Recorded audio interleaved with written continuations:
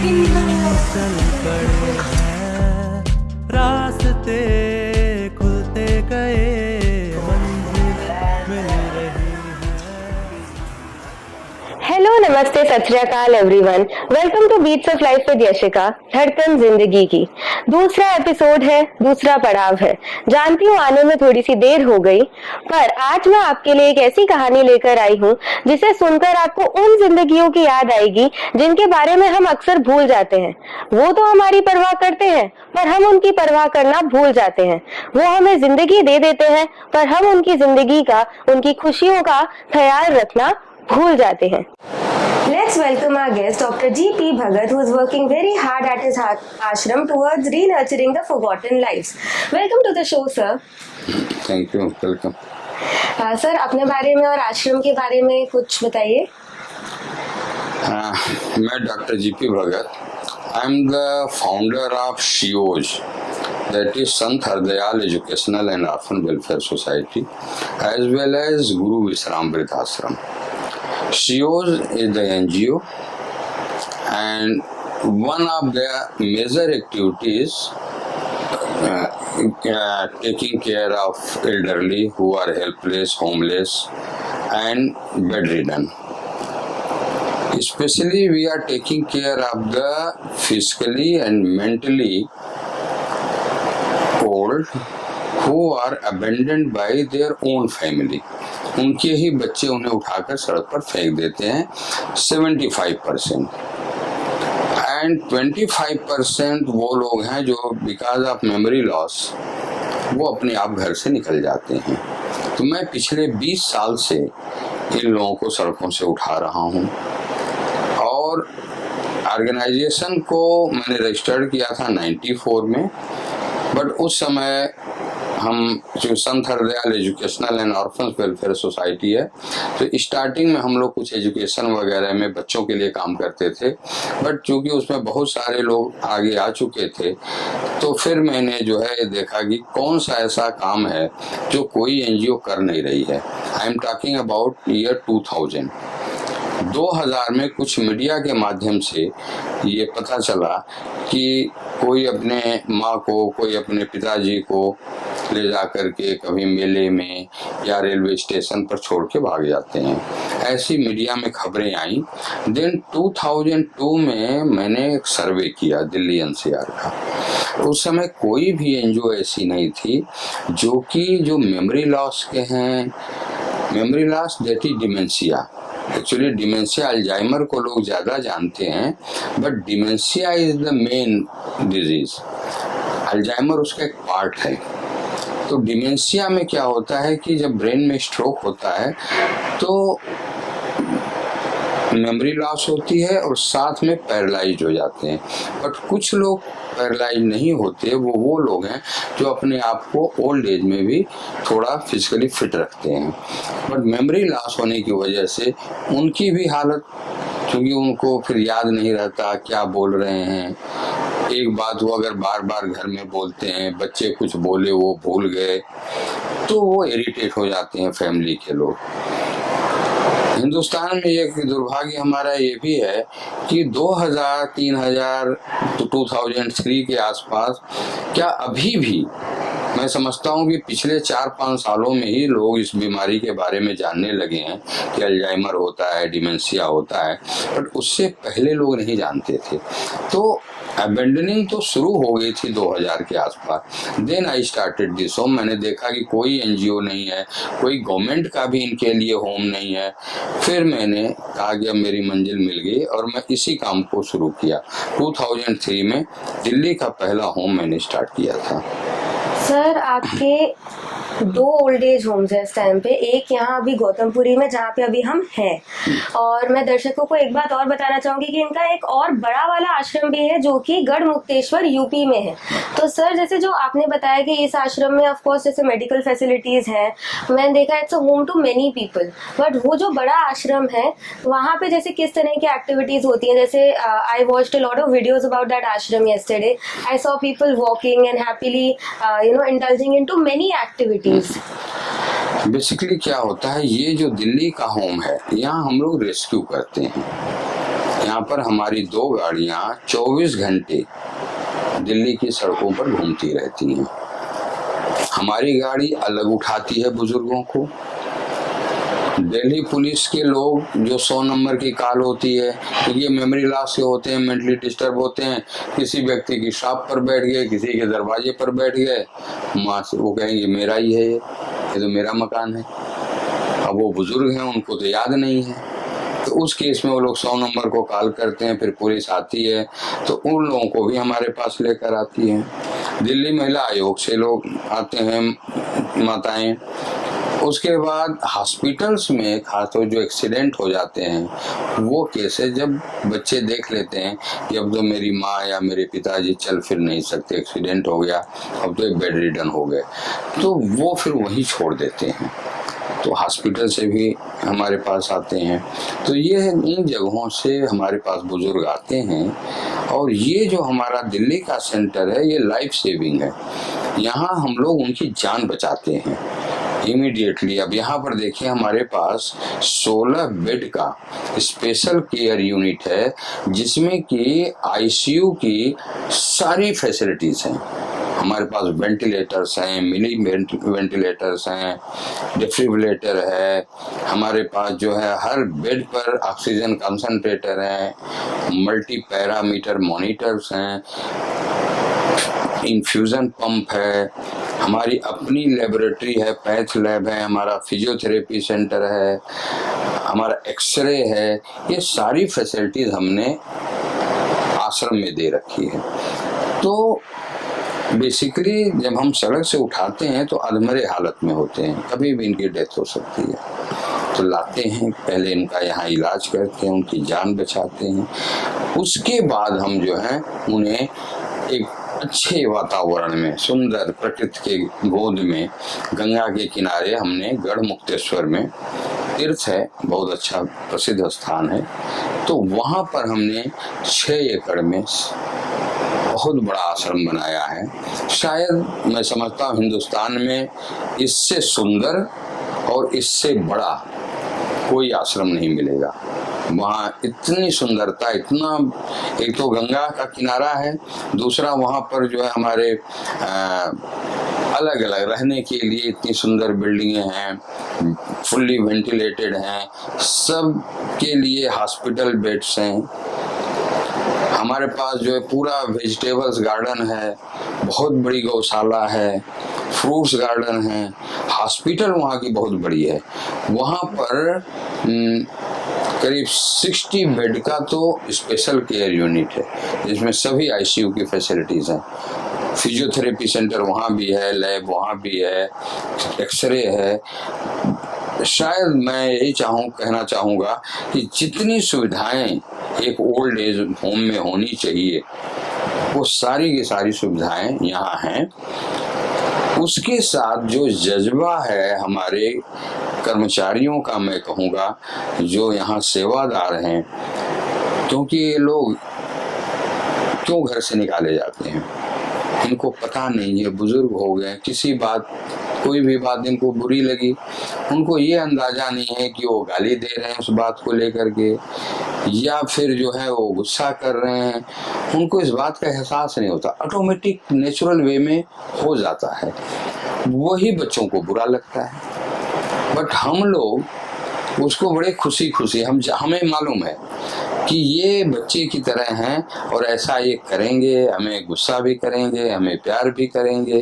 तो हम लोग जो हैं, हमारे जितने भी सेवादार हैं, ट्रेनिंग तो खैर मैंने ही दिया, क्योंकि 600 लोगों में कम से कम मेरे यहाँ 400 तो डायपर पर हैं ही, मतलब वो लोग कपड़ों में टॉयलेट बाथरूम करते हैं, और 300 फिजिकली मेंटली डिसेबल्ड, पैरालाइज्ड हैं, एज वेल एज डिमेंशिया के पेशेंट हैं। तो ये देखिए कि इतने लोगों के डायपर चेंज करना, नहलाना, धुलाना, सारी चीजें करना, करीब 10 साल तक तो 80 लोग 10 ईयर्स तक मेरे पास रहते थे। उन सब लोगों को मैं अकेले ही उनका टॉयलेट साफ करता था, उनको नहलाता था, उनको सेवा करता था, ये सारी चीजें हम करते थे। So your work and your life is commendable. एक सल्यूट करना चाहिए आपको कि आप उन जिंदगियों को दोबारा जिंदगी देते हैं, दोबारा प्यार देते हैं जिन्होंने अपनी जिंदगी जी है, देखी है, बट अंत में शायद जिनसे वो प्यार एक्सपेक्ट करते होंगे, उनके बच्चे, उन्होंने उनको ऐसे सड़क पे अबैंडन कर दिया। माँ और बाप, ये दो ऐसे शब्द होते हैं जो पूरी जिंदगी अपने बच्चों को दे देते हैं। उनका काम, उनकी स्ट्रगल्स, घर बनाने से लेके खाना खिलाने तक बेस्ट लाइफ देने पे वो फोकस करते हैं। और जिनको वो बेस्ट लाइफ देते हैं, at the end of the day एक बार आप उन्हें कुछ इरिटेट होके बोल दो या कुछ कर दो तो कहते हैं ये क्या बेड पे बैठ गई है, ये क्या बेड पे बैठ गया है, इसको तो काम करना चाहिए, इसको तो जाना चाहिए। और फिर वो at the end of the day वो करते हैं जो उनको नहीं करना चाहिए। अपने माँ बाप को सोचिए कि ओल्ड एज होम के दरवाजे तक भी छोड़ना तो दूर, वो कहीं ऐसी जगह छोड़ाते हैं कि हम घर से दूर छोड़ाएंगे तो शायद हमारी प्रॉब्लम खत्म होगी, बट शायद आपकी प्रॉब्लम्स एक टाइम पे वो खत्म करते थे। बूढ़ा भी एक तरीके का बच्चा होता है जिसको ध्यान की, प्यार की, केयर की जरूरत होती है। ये शायद ही कभी बच्चे समझते हैं। मैं next question is about the rescue work. एक बारी जब हम पहले आए थे तो आपने कहा था कि कभी कभी आइडेंटिफिकेशन के लिए ऐसा होता है कि आपकी गाड़ियां रात को लेट नाइट भी निकलती है टू आइडेंटिफाई कौन ऐसा है जो नेचुरली उस कंडीशन में है कि रो रहा है, भूल गया है कि क्या हुआ। तो ऐसा कुछ रेस्क्यू वर्क यहाँ पे जैसे होता हो जो लेट नाइट कार्स जाती थी जिसके बारे में आपने बताया? देखिए, ऐसा हमारा सर्दियों में ज्यादा हम लोग रात में जो है करवाते हैं, इसलिए रेस्क्यू कराते हैं कि दिल्ली में ठंड इतनी ज्यादा पड़ती है कि अगर कोई शाम को अपनी मदर को या रात के 12 बजे भी छोड़ दिया तो 2 घंटे में ही उनकी डेथ हो जाएगी, क्योंकि बहुत कड़ाके की ठंड जो है दिल्ली में पड़ती है। इसलिए मेरी कोशिश होती है कि कम से कम सर्दियों में तो रात को जरूर जाए। गर्मी में हमें कोई दिक्कत नहीं होती, हम दिन में ही कवर कर लेते हैं। बट अगर कोई कॉल आती है कि रात को किसी की हालत खराब है तो हम जरूर जाते हैं। और हम लोग की गाड़ी घूमती रहती है, वो इतने साल हो गए कि हम लोग एक्सपर्ट हो गए। बट एक चीज बड़े मैं दुख के साथ बताऊं कि जनरली जब लोग जाते हैं, सड़कों पर चलते हैं, हाईवे पर जाते हैं या कहीं भी, तो बदबू जब आती है तो यही लोग सोचते हैं कि कोई जानवर जो है टकरा गया होगा, बगल में गिर गया होगा, उसकी बदबू आ रही है। और यहाँ हमारी गाड़ियाँ जब जाती हैं तो किधर कहीं से अगर स्मेल आती है तो हमारी टीम वहाँ उतर करके और फिर वो बुजुर्गों को देखती है। कितना बड़ा दुर्भाग्य है देश का कि वो कीड़े पड़े हुए सड़े गले बुजुर्गों से इतनी बदबू आती है, तो उस बदबू के सहारे हमारे लोग वहां तक पहुंच जाते हैं। और वहां कौन मिलता है? वहां एक बुजुर्ग मिलता है। तो उस बुजुर्ग को लेकर के हमारी टीम आती है। यहाँ आते ही उनको घर जैसा प्यार देना, तुरंत सारी मेडिकल टीम लग जाती है, तुरंत उनको नहला धुला करके साफ सुथरा करके कपड़े पहनाना, उनको बेड उनकी सफाई करना, ये सारी चीजें जो हैं हमारी शुरू हो जाती है। This is the sad reality of our country कि हम लोग हमेशा एक रेस में हैं। हमारा कितना फायदा होगा, हमारा कहाँ कितना फायदा होगा, हम बस भाग रहे हैं, भाग रहे हैं, भाग रहे हैं। हम रुककर कभी पीछे मुड़कर हमने देखना सीखा ही नहीं। हमें लगता है आगे देखो, हम कभी पीछे मुड़कर नहीं देखते कि पीछे एक ऐसी जिंदगी रह गई है जो आपके लिए एक पॉइंट पे जी रही थी। आपको कुछ बनाने के लिए जो पूरी जिंदगी काम करते हैं, उन्हीं को सड़कों पे देखकर भी हम 1 मिनट रुकेंगे भी नहीं कि आपको ठंड लग रही है, गर्मी लग रही है, आपकी हालत कैसे हुई, या फिर मे बी डायल 100 हम इतना ही कर दें कि एक कॉल पुलिस को कॉल कर दे तो भी हमारे लिए इजी हो जाएगा। इजी हो जाता है। हम एक्चुअली हम वो भी नहीं करते, नहीं करते। अगर कोई हमसे सड़क पे कुछ मांग भी रहा होगा, हम कहेंगे अरे तो मांग रहा है।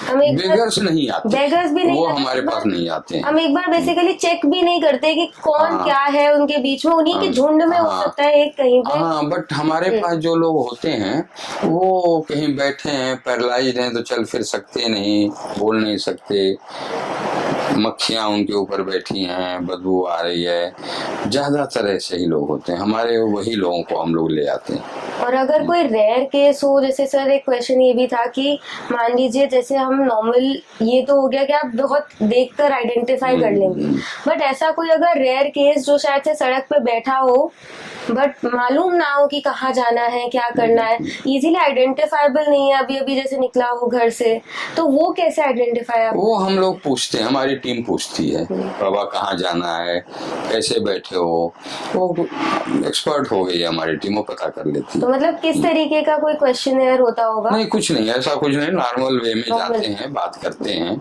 तो चल जाता है, पता बता देते हैं लोग। हाँ। और एक चीज होती है किसी भी काम को करने का जज्बा आना, मोटिवेशन आना, तो अब तो काफी साल हो गए। खैर, जब स्टार्टिंग में आपने शुरू किया होगा तो मैंने आपके पिताजी की तस्वीर यहाँ पे देखी थी, और एक बार मेरी किस्मत अच्छी थी, मैं उनसे मिली भी हुई हूँ कुछ साल पहले। तो एक आप उनका ही एक कहा हुआ आपने फ्रेज लिखा है, सेवा उनकी कीजिए जो होवे लाचार, सेवा धर्म सबसे बड़ा, जीवन का आधार, संत विश्राम मानव। तो उनसे आपको कुछ मोटिवेशन, कुछ जज्बा रहा होगा उस किसी समय? देखिए, मेरे प्रेरणा स्रोत तो मेरे पिता और माँ हैं। मैं शायद 10-12 साल का हूँगा, तब से मैं अपने पिताजी को और मैं अपनी माताजी को लोगों की मदद करते हुए देखा हूँ। गांव का रहने वाला मैं हूँ, और पिताजी सेंट्रल गवर्नमेंट में नौकरी करते थे, बट आज भी कई गांव को, अब तो रिटायर हो गए हैं, बट उस समय मैं देखता था कि लोग इंतजार करते रहते थे। हर 2 दिन के बाद पिताजी घर आते थे तो गांव के लोग, कोई किसी का बच्चा बीमार है तो वो काम पर नहीं गया मजदूर, उसके घर में खाना नहीं है, वो आ जाते थे।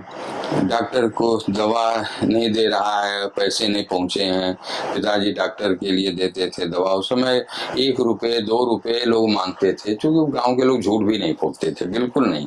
मैं देखता था मेरी माँ जो है, कोई आया जी बाबा हम जो है कल से हमारे बच्चे भूखे हैं, नहीं खाए, तो पिताजी बोलते थे, मैं होता था तो मुझे कहते जाओ अपनी माँ को बोलो इनके 2 दिन का राशन दे दें। माँ मेरी आटा, चावल, दाल, तेल, आलू, प्याज सब बांट कर देती थी। तो मैं सोचता था कि माँ इतने आइटम बांटती हैं, थोड़ा 1-2 आइटम दे देती। आज मुझे पता चला जब बड़ा हुआ कि नहीं, हर चीज जरूरी है। नमक भी देती थी, उनके घर में शायद नमक न हो। तो मेरे प्रेरणा स्रोत मेरे माता पिता, उन्हीं की वजह से, नहीं तो मैंने जो है शुरुआत वहां से हुई। और जो मेरी लाइफ का टर्निंग पॉइंट था वो था, मैं बनारस का रहने वाला हूँ, तो BHU से मैंने MSc किया था 1980 में। जैसे ही मैं हॉस्टल से घर आया तो मेरी जॉब का अपॉइंटमेंट रखा हुआ था, और मैं इमीडिएटली जाकर फॉरेस्ट डिपार्टमेंट गोरखपुर में ज्वाइन कर लिया, गवर्नमेंट जॉब में। वहाँ काम करता रहा, 5-6 महीने 8 महीने काम किया। उस जमाने में 80s की मैं बात कर रहा हूँ, 80 में MSc किया, 81 में गवर्नमेंट जॉब में था। 82 बैच में मैं JNU ज्वाइन किया, MPhil PhD कंप्यूटर साइंस में। और वहाँ मैं आर्टिफिशियल इंटेलिजेंस का शायद हिंदुस्तान का पहला स्टूडेंट था। कंप्यूटर को मेडिकल फील्ड में ले जाने के लिए मैंने काम किया था। तो मैं जब थीसिस सबमिट किया तो मेरा वाइवा जो है, चूंकि आर्टिफिशियल इंटेलिजेंस के यहाँ प्रोफेसर जो थे मेरे गुरुजी थे JNU में, और फिर हमें बाहर से आए थे टेक्सास से प्रोफेसर जो मेरा वाइवा लिए। उसके बाद मुझे इमीडिएटली उन्होंने जॉब ऑफर भेज दिया, और that was my turning point. जब जॉब ऑफर आ गया तो मेरे सामने था कि मैं अमेरिका चला जाऊंगा। तो वहाँ मुझे मेरे माता पिता का जो कार्य था, वो मैंने कहा ये माता पिता मेरे लोगों की इतनी मदद करते हैं, और मैं तो अपने माँ बाप की मदद नहीं, सेवा नहीं कर पाऊंगा। एक तरह से मदद क्या, सेवा ही है, एक मानवता की सेवा कर रहे थे, तो मैं तो अपने माता पिता का भी नहीं कर पाऊंगा। मैंने उसको छोड़ दिया जॉब को, और देन ओनली आई डिसाइडेड कि नहीं, मैं अब कोई नौकरी नहीं करूंगा। अगर मुझे करना है तो मैं सोशल वर्क करूंगा, क्योंकि उस जमाने में लोग सोशल वर्क में जो हाईली क्वालिफाइड लोग होते थे, इंटेलेक्चुअल्स होते थे, वो जाना पसंद नहीं करते थे। और खासतौर से कंप्यूटर साइंस के तो सारे मेरे साथी या तो विदेश चले गए या इंडिया में 2-4 रहे, तो वो भी बड़े टॉप लेवल से रिटायर हुए हैं अभी सब लोग, ज़्यादातर IAS वगैरह हमारे साथी सब बन गए। तो ये तो वहाँ से ये जर्नी मेरी कहूँगा कि बचपन से माता पिता से प्रेरणा मिली और फिर जो है आफ्टर एजुकेशन मैंने इस काम को किया। और ये बहुत ही बड़ी बात होती है सर, एक ये वो पॉइंट होता है जब आपके सामने 2 ऑप्शंस होते हैं, करियर, फैमिली, फैमिली, करियर, और आपने अपने फैमिली में माता पिता को चुना। ये एक प्रेरणा आजकल के यंगस्टर्स के लिए, आजकल के हम सारे पीढ़ी के लिए भी होनी चाहिए। अगर मुझसे कोई पूछे तो मैं बोलूंगी पेरेंट्स फर्स्ट, इंडिया छोड़ना ही नहीं है जब तक मैं उनको साथ ना लेके जा सकूं यहाँ से कहीं। और एक चीज होती है कि सोशल वर्क, मुझे याद है कि सोशल वर्क करने की मेरी मोटिवेशन कहाँ से आई थी।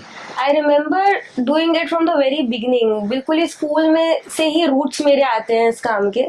कि कहीं ऐसा था कि मैंने ऐसे बच्चे देखे स्कूल्स में छोटे छोटे जो स्कूल तो आते हैं बट वो कहीं उन 40 बच्चों की भीड़ में खोकर रह जाते हैं।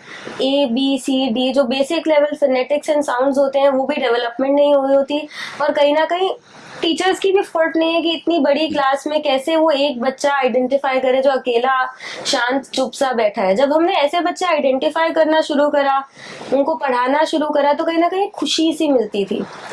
Then a project came which was the turning point, development of empathy within youngsters. तो सबसे पहले तो बच्चे आजकल सिंपैथी और एम्पैथी को बहुत ज्यादा कंफ्यूज करते हैं। तो जब मैं बोलती थी ना सिंपैथी नहीं चाहिए, मुझे एम्पैथी चाहिए, जहाँ पर मैं आप लोगों को लेकर जाने वाली हूँ, तब हमने शुरू किया specially abled homes, old age homes visit करवाना। पहली बार जब मैं यहाँ पर आई थी, मुझे याद है मैंने एक आंटी को बहुत ज्यादा रोते हुए देखा था। मैं उनसे पूछी थी, अम्मा आप रो क्यों रहे हो? जवाब नहीं। अम्मा आप रो क्यों रहे हो? जवाब नहीं। फिर किसी ने बताया इनका बेटा इनको यहाँ पे ऐसे छोड़ गया था सड़क पे, जहाँ से मैंने रेस्क्यू कर करके लेके आए थे यहाँ पे, and she is crying because she is wanting her son to come back, and उनको डिमेंशिया या अल्जाइमर में से कुछ एक प्रॉब्लम उन्होंने नाम लिया। तो तब एक मेरे अंदर से वो आई कि नहीं मुझे कुछ करना है और मुझे कुछ करना चाहिए सोशल वर्क में। तब से वो जर्नी स्टार्टेड कि मैं कहीं ना कहीं कुछ ना कुछ वेलफेयर के लिए जरूर करती हूँ, जरूर विजिट करती हूँ, जरूर मिलती हूँ, और मेरी तरफ से जो हो सकता है उतना कंट्रीब्यूशन देने की कोशिश करती हूँ कहीं ना कहीं एक ओल्ड एज के लोगों के लिए, और कहीं उन ऐसे लोगों के लिए जिनके अंदर कहीं ना कहीं कुछ ऐसी प्रॉब्लम्स है जिसकी वजह से वो आगे बढ़ने की चाह होते हुए भी शायद पीछे छूट के रह जाते हैं, उन होम्स में अबैंडन्ड होते हैं। देखिए यूथ को जो है आप लोगों को आगे आना चाहिए, और सही माने में मैं बताऊं तो अब के जो बच्चे हैं जो ऐसा कर रहे हैं, कहीं न कहीं हम लोगों की गलतियां रही हैं। हम लोग पैसे के भाग दौड़ में परिवार को वो संस्कार नहीं दे पाए, सिर्फ पैसा कमाने में लगे रहे। और बच्चों को कहीं दान करने जब जाते हैं तो बच्चों को ले जाना चाहिए। मेरा बेटा जो है इस आपके ही मतलब यंग जनरेशन यूथ यंग है लड़का, लेकिन वो लंदन में नौकरी कर रहा था। जब मैंने उसको एक फोन किया, मैंने कहा बेटा लंदन की नौकरी छोड़ दो, बहुत अच्छा उसने बीटेक करके यहाँ से कार्डिफ से स्कॉलरशिप पर गया, ब्रिलियंट स्टूडेंट रहा, और वहाँ पर उसने जो है स्कॉलरशिप पर MBA किया, कैंपस प्लेसमेंट में उसको लंदन में नौकरी मिल गई, एंड वो वहाँ पर 2 साल काम किया। और जिस दिन मैंने फोन किया कि ना अब तुम रिजाइन करो और 1 हफ्ते के अंदर तुम यहाँ आओ, मुझे तुम्हारी ज़रूरत है, मैं अकेले हो गया हूँ, वो वहाँ से रिजाइन किया और आ गया। तो वो सिर्फ इस वजह से आया कि मुझे उसने देखा सेक्रीफाइस करते हुए इंसानियत के लिए, मानवता के लिए।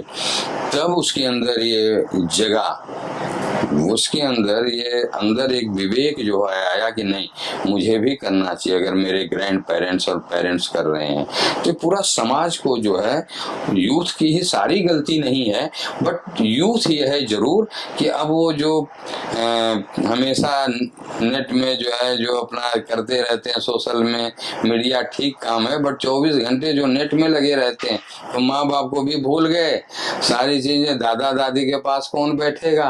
तो तो उनके पास जब बच्चे ग्रैंडसन ग्रैंड डॉटर बैठते हैं, उनसे बातें करते हैं, वो उनको अपनी पुरानी सब कुछ कहानियां सुनाते हैं, वो सब उसमें लेसन होता है और वो संस्कार जो है बच्चों को मिलता है। और आजकल जो न्यूक्लियर फैमिली हो गई है, इसकी वजह से वो सारी चीजें लुप्त होती जा रही हैं। और ये जो बुजुर्गों की प्रॉब्लम है, आने वाले समय में हमारे देश के लिए बहुत भयंकर ये चैलेंज होगा, बहुत बड़ा चैलेंज होगा कि आगे जो पॉपुलेशन आ रही है हमारे पास, हमारे देश में जो वृद्धों की, वो बहुत जो है, अभी जितने भी वृद्ध हैं हमारे देश में, इसमें करीब 50% एक तरह से बच्चों पर डिपेंडेंट हैं। अगर बच्चे ना ख्याल करें तो फिर कहाँ जाएंगे बूढ़े। And humanity is very important, जो आजकल की जनरेशन में डेवलप होना बहुत ज़रूरी है एक तरीके से। सर, एम्पैथी और सिंपैथी के बीच में जो एक थिन लाइन होती है, उसके फ़र्क के बारे में आपका क्या कहना है कि ये यंग जनरेशन के अंदर कैसे लाया जाए मानवता, एम्पैथी? कि आप अगर अपने सामने कुछ देखो तो पहली प्रायोरिटी मेरे हिसाब से शायद से पेरेंट्स होने चाहिए, फिर उसके बाद ही कहीं शायद हम किसी और की तरफ कुछ। एक्चुअली समाज ऐसा बदल गया है ना, हमारी बहुत सारी चीजें हैं, इसमें सोसाइटी का बहुत बड़ा योगदान होता है। तो सोसाइटी क्या करती है? सोसाइटी जिस चीज को इम्पोर्टेंस देती है, व्यक्ति वही काम करता है। सोसाइटी अमीरों को इम्पोर्टेंस देती है, तो लोग, बच्चे क्या हुए, अमीर बनना चाहते हैं। सोसाइटी अगर एक सोशल वर्कर को इम्पोर्टेंस देती तो शायद उनके अंदर भी भावना आती कि हाँ, ये व्यक्ति समाज की सेवा जेन्युइनली कर रहा है, अपने पेरेंट्स की सेवा कर रहा है, ये व्यक्ति अच्छा है। बट नहीं, जो बड़ी गाड़ियों में चल रहा है, बहुत पैसे वाला है, उसकी समाज में इज्जत है। तो कहीं ना कहीं हमारे समाज का भी दोष है। बहुत सारे इसके एंगल हैं, बहुत सारे कारण हैं। और जब तक हमें जो भी हमारे कल्चरल प्रोग्राम्स होते हैं और भी जो जितने भी प्लेटफॉर्म हैं पब्लिक प्लेटफॉर्म पर, जब तक सोशल वर्कर्स को नहीं बुलाया जाएगा, उनको उनके बारे में नहीं बताया जाएगा। अब जैसे हमारे फ्रीडम फाइटर्स के बारे में लोग बताते हैं, लोगों के अंदर हमारे शहीदों के बारे में बताए, तब जाकर बच्चों के अंदर उनके प्रति स्नेह और प्यार हुआ। वैसे ही ये एक एजुकेशन का पार्ट होना चाहिए बच्चों के लिए कि माँ बाप की सेवा, अगर तुम्हें, हर व्यक्ति सफल बनना चाहता है ना, सफलता की मेन कुंजी परिश्रम के साथ साथ माँ बाप की सेवा भी है। अगर ये पढ़ाया जाएगा कि अगर तुम कितना भी परिश्रम कर लो और माता पिता को छोड़ दो, ठोकर मार दो, तो तुम्हारा वो सफलता किसी लायक नहीं है, वो जीरो है। गणपति बप्पा ने भी तो आखिर अपने पिताश्री और माताश्री शिव जी और पार्वती जी के 7 चक्कर काट के कहा था, मैंने दुनिया के 7 चक्कर काट लिए यहीं पे। अपने कहते ना, if small habits like cleanliness, studying can begin at home, why can't care begin at home?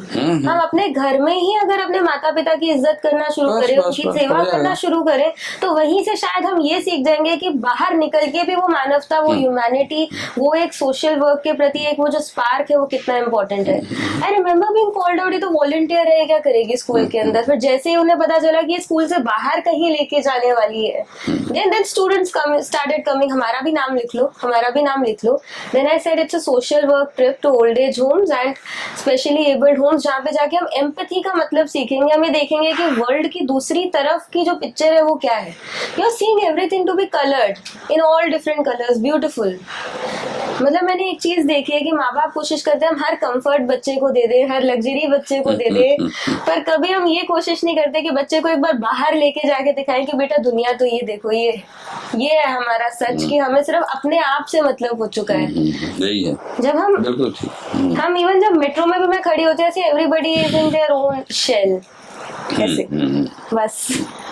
आपके मतलब now moving to the next question, आपके पिताजी की जो सेइंग है, सेवा उनकी कीजिए जो होवे लाचार, सेवा धर्म सबसे बड़ा जीवन का आधार, जिसके बारे में अभी हम शुरू से बात कर रहे हैं, हमारी पूरी डिस्कशन इसी के अराउंड घूम रही है। तो आजकल की जनरेशन को ये हम कैसे सिखाएं कि जैसे जब जहाँ भी हम जाते हैं हम कोशिश करते हैं कि हम कुछ ना कुछ अच्छा जरूर करें, बट आजकल हम बहुत कुछ दिखाने के लिए भी करने लग गए हैं, जैसे कि ये भी हम सोशल मीडिया पे डाल देंगे, ये भी दिखा देंगे, ये भी हम सबको दिखाने के लिए कर रहे हैं। तो उसके बारे में कि देखिए, सेवा ऐसा है, हो सकता है कि दिखाते दिखाते जो है कुछ बदलाव आ जाए तो सही।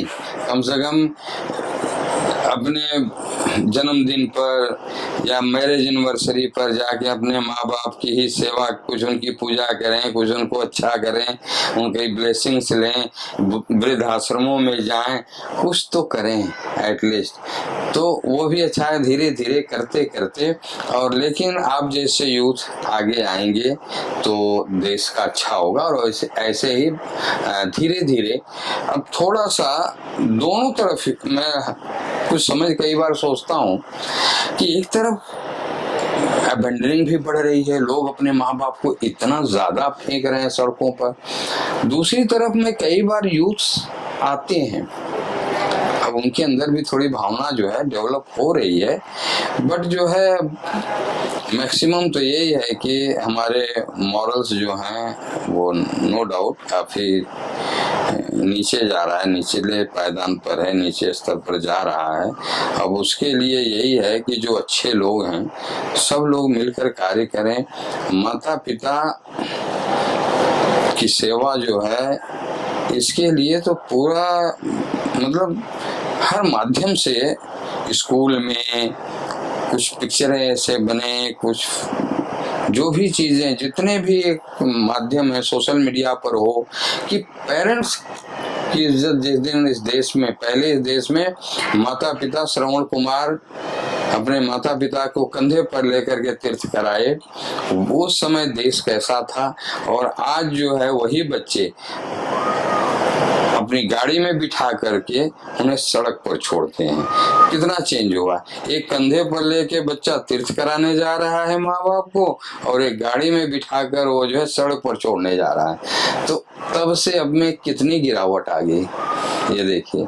तो उसके लिए काफी काम करना पड़ेगा, देश में भी, समाज को भी, सबको करना पड़ेगा। बट ठीक है, आप लोग ऐसे आगे बढ़ें। मैं तो यही चाहता हूँ कि यूथ आगे बढ़े, सोचे और एक चेतना जागृत हो उनके अंदर कि नहीं, हमारा फर्ज है, ये ड्यूटी है अपने माँ बाप, अपने ही माँ बाप नहीं, सभी बुजुर्गों के लिए, सभी बुजुर्ग सबके लिए। सेवा का एक मैसेज जो हम सब तक आज लेके जाने की कोशिश कर रहे हैं, आई होप वो सब तक इतना अच्छे से पहुंचे कि कहीं ना कहीं मैं कहूंगी कि मेरे इस वीडियो की वजह से अगर एक बंदे के अंदर भी वो दिल से चेंज आ गया ना, कि मुझे दिल से अपनाना है, कि मुझे वृद्धजनों की सेवा करनी है, तो फिर मैं मानूंगी कि हाँ, मैंने ये वीडियो बहुत अच्छे से बनाया था, कहीं ना कहीं हमें एक सफलता मिली इसके बाद। तो हम लोग अपने सेवा के मैसेज को जरूर आगे लेके जाना चाहेंगे। दूसरा, जैसे आप बता रहे हैं कि हम फोकस करते हैं कि हम जैसे एक बच्चे को माँ नर्चर करती है, उसकी ग्रोथ पे फोकस करती है, वैसे ही हमने देखा है कि बच्चों पे फोकस भी कई सारे प्रोग्राम्स आए हैं। बट शायद से हम चाहेंगे कि एक तो बच्चों की तरफ और एक उनकी तरफ, एक तो जिंदगी जो अभी शुरू हुई है और एक वो जिंदगी जिसने जिंदगी को शुरू से अंत तक लेके जाने के लिए वो परिश्रम किया, वो मेहनत की। हम उन दोनों जिंदगियों को साथ लेकर चलें, उन दोनों जिंदगियों पे फोकस करें, और एक एल्डरली वेलफेयर के लिए भी कुछ ऐसे इनिशिएटिव्स, कुछ ऐसे प्रोग्राम्स, कुछ ऐसे अवेयरनेस लेकर आए सोसाइटी में जो एक बदलाव लेके आए। जैसे डॉक्टर भगत बदलाव लेकर आ रहे हैं, वैसे ही हम जरूर चाहेंगे कि और भी ऐसे कई डॉक्टर भगत आए जो आगे बदलाव लेके आने की कोशिश करें। जो हमारी ये जनरेशन है और जो हमारी गुजरी हुई जनरेशन अभी है, राइट, वो दोनों अगर साथ मिलकर चले तो कितना अच्छा होगा। एक जो हैंड होल्डिंग है, जिसमें मैं हमेशा से बिलीव करती हूँ, वो एक हैंड होल्डिंग अगर कुछ ऐसे इस तरीके से हो कि तीनों जनरेशन हाथ पकड़ के आगे साथ चले तो कितना अच्छा एक समाज बने। मेरी 3 जनरेशन है ना, मेरे पिताजी, मैं और मेरा बेटा, 3 जनरेशन तो हम एक साथ खड़े हैं इसी सेवा में। ऐसा ही कुछ एग्जाम्पल्स हमें अगर आगे मिले तो कितना अच्छा लगे। भले ही आप अपने माता पिता की सेवा कीजिए, घर के बाहर आपसे हम बाद में उम्मीद करेंगे, बट अपने घर से शुरू कीजिए, वो हमें बहुत अच्छा लगेगा कि इस वीडियो का एक मोटिव था जो सफल हुआ। But before concluding the episode, there's a ritual that we do. पहले तो सर एक मैसेज आपका यंगस्टर्स के लिए, फिर एक ऐसा सरप्राइज जो हम अपने हर गेस्ट को देते हैं towards the end. So first your message to the youth. Youth के लिए यही है कि जैसा आप करेंगे, अगर आज अपने माँ बाप की आप सेवा करेंगे तो कल को आपका बच्चा भी आपकी सेवा करेगा। आज अगर आप अपने माँ बाप को ठोकर देंगे तो कल आपका बच्चा भी आपको ठोकर देगा। आपके माँ बाप को तो हम लोग अभी उनको शरण क्यों मिल रही है, उनकी सेवा क्यों हो रही है, क्योंकि उन्होंने अपने माँ बाप की सेवा की थी। बट आप लोग अगर अपने माँ बाप की सेवा किए नहीं और ठोकर दे रहे हैं तो इन्हें तो जगह मिल, उन बुजुर्गों को जगह मिल गई हमारे जैसे आश्रम, बट यूथ के लिए उनको जगह भी नहीं मिलेगी क्योंकि उन्होंने सेवा की ही नहीं।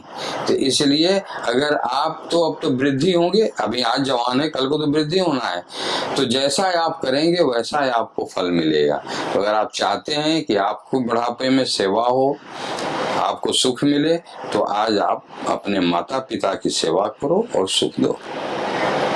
सुख पाने के लिए सुख देना भी पड़ेगा, सेवा पाने के लिए सेवा करनी भी पड़ेगी। Upbringing matters. शायद से जो हम कर रहे हैं वैसी हमारी अपब्रिंगिंग नहीं थी, वैसा हमसे एक्सपेक्टेड नहीं था, बट हमने वैसा कुछ किया तभी मतलब ये हाल है कि वृद्धाश्रम, मैं कहती हूँ कि वृद्धाश्रम बने ही क्यों, क्योंकि हमने अपने माता पिता को अबैंडन करना शुरू किया, इसलिए वो बने। हमने सोसाइटी की वो हाल किया तभी वो ऐसा हुआ, है ना।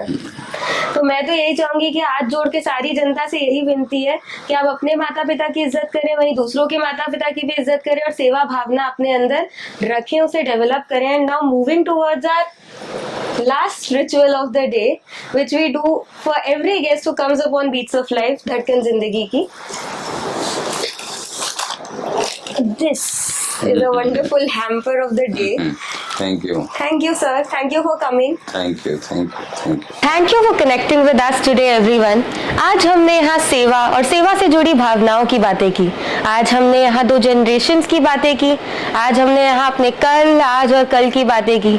अपने माता पिता की सेवा करना, अपने बच्चों में सेवा की भावना डेवलप करना। बट उसके लिए हमें शायद खुद के अंदर भी तो वो चेंज लाना पड़ेगा। जब तक यहाँ से और यहाँ से दोनों ताल नहीं मिलेंगे, तब तक सेवा आप करोगे कैसे?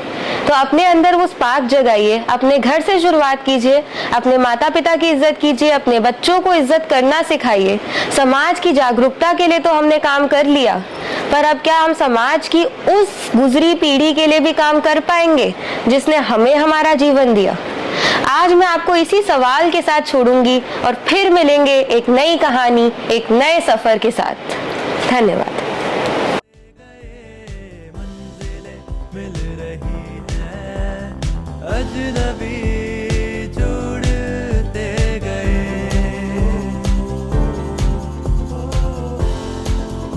तो आइए चलते हैं जिंदगी की कुछ कही अनकही कहानियों के सफर पर। धड़कन जिंदगी की beats of life with Yashika.